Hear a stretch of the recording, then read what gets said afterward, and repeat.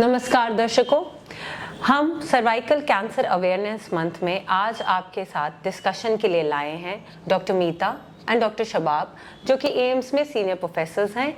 Doctor Meeta department of gynaecology and obstetrics से हैं और doctor Shabab department of radiotherapy से हैं। तो मैम सर डिस्कशन शुरू करते हैं।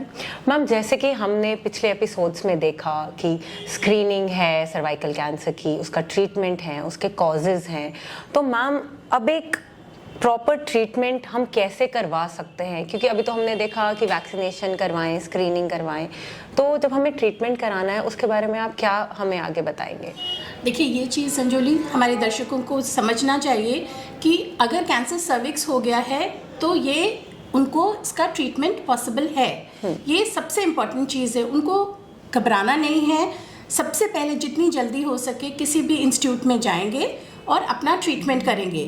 देखिए, जो अगर इनिशियल है, जब ज़्यादा बीमारी फैली नहीं हुई है तो आपका सर्जरी से काम चल जाता है। पर मान लीजिए अगर थोड़ा ज़्यादा हो गया है तो उसके लिए रेडिएशन और कीमोथेरेपी दोनों होती है।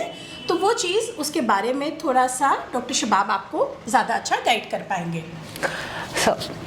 सर रेडियोथेरेपी और कीमोथेरेपी, इनका मेन रोल क्या है सर? देखिए संजोली, हम एम्स के माध्यम से दर्शकों को ये बताना चाहते हैं कि कैंसर सर्विक्स जो है वो ट्रीटेबल है और क्योरेबल भी है।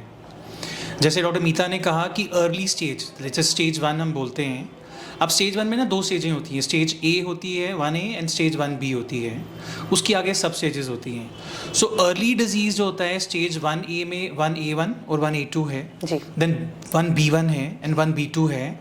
वहाँ तक हम सर्जरी कर सकते हैं पेशेंट का, और सर्जरी से के माध्यम से हम पेशेंट को कैंसर सर्विक्स के क्योर कर सकते हैं to the tune of 92 to 94%, right. Beyond that patient जो होते हैं उनके लिए जो स्टैंडर्ड ट्रीटमेंट इंटरनेशनल गाइडलाइंस में है वो है कि रेडिएशन का ट्रीटमेंट, जिसको हम लोकल लैंग्वेज में बिजली का ट्रीटमेंट भी बोलते हैं, एंड उसके साथ साथ में हम कीमोथेरेपी भी देते हैं पेशेंट्स को।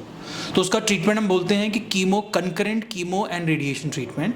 सो वो रेडिएशन के 2 पार्ट होते हैं उसमें। एक पार्ट होता है जो हम बाहर से रेडिएशन देते हैं, उसको हम एक्सटर्नल रेडिएशन बोलते हैं।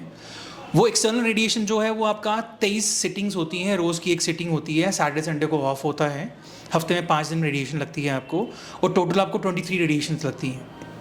उसके साथ साथ में हफ्ते में 1 दिन आपको कीमोथेरेपी लगती है, और कीमोथेरेपी जो उसमें लगती है तो that's a very simple drug. वो मात्र 400 या 500 रुपये का इंजेक्शन आता है, उसको हम सिस्प्लैटिन बोलते हैं। उसका काम होता है कि रेडिएशन के इफेक्ट को एनहांस करना, रेडिएशन के इफेक्ट को बढ़ाना, ताकि क्योरेबिलिटी इंक्रीज हो जाए। सो वो आपको हर हफ्ते 5 साइकिल लगते हैं रेडिएशन के साथ साथ में। 5 दिन रेडिएशन, 1 दिन हफ्ते में कीमोथेरेपी लगती है। और जब आपका ये ट्रीटमेंट खत्म होता है 4.5 हफ्ते का, 23 दिन का, उसके बाद में आपको इंटरनल रेडिएशन लगती है, जिसको हम ब्रेकीथेरेपी भी बोलते हैं मेडिकल टर्म्स में। ब्रेकीथेरेपी बहुत इंपॉर्टेंट ट्रीटमेंट होता है, बिकॉज दैट इज़ वो एक ट्रीटमेंट है जिसकी वजह से कैंसर सर्विक्स की जो क्यूरेबिलिटी है वो इट गोज़ बियॉन्ड जो एक्सटर्नल रेडिएशन के साथ हम करते हैं। सो अगर हम ट्रीटमेंट लेते हैं और स्टेज वाइज ट्रीटमेंट करते हैं और स्टैंडर्ड गाइडलाइन से करते हैं, तो स्टेज 1 की अगर हम बात करें, अगर आप सर्जरी करते हैं या कीमोथेरेपी या रेडिएशन करते हैं लेट स्टेज 1 में, उसमें क्योरेबिलिटी 90 to 95% है। स्टेज 2 में जो क्योरेबिलिटी ऑफ कैंसर है वो 85% है।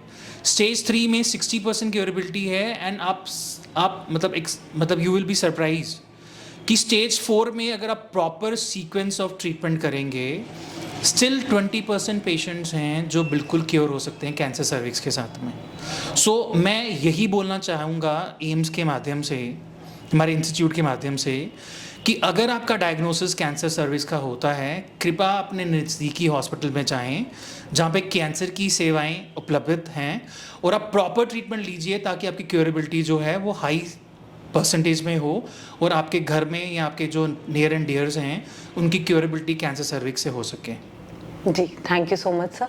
प्रोफेसर मीता से अब मैं जानना चाहूँगी, मैम हमारे दर्शकों को आप एक छोटा सा मैसेज दें या उनको गाइड करें कि कैसे इस चीज़ से बचा जाए, क्या प्रिवेंशन ली जाए। रिक्वेस्ट ये है कि प्लीज़ अगर आप 30 एंड बियॉन्ड हैं और मैरिड हैं तो प्लीज़ अपना पैप स्मेयर करवा लीजिए, और अगर साल में सिर्फ 3 साल में एक बार आपको पैप स्मेयर करवाना होता है, अगर आपके पास थोड़ी सी अफोर्डेबिलिटी है तो प्लीज़ HPV का भी साथ में स्क्रीनिंग टेस्ट करा लीजिए, जो कि 5 साल में एक बार करवाना होता है।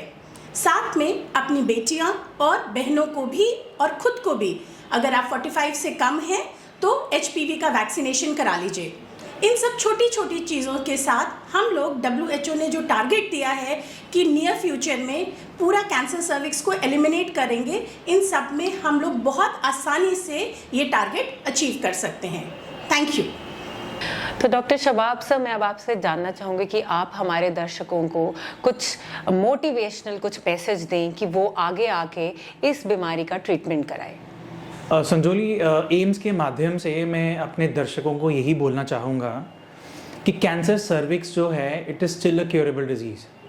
जैसे मैंने आपको बताया कि एडवांस स्टेज 3 में 60% चांसेस हैं क्योरेबिलिटी के, एंड इवन स्टेज 4 में 20% चांसेस हैं क्योरेबिलिटी के।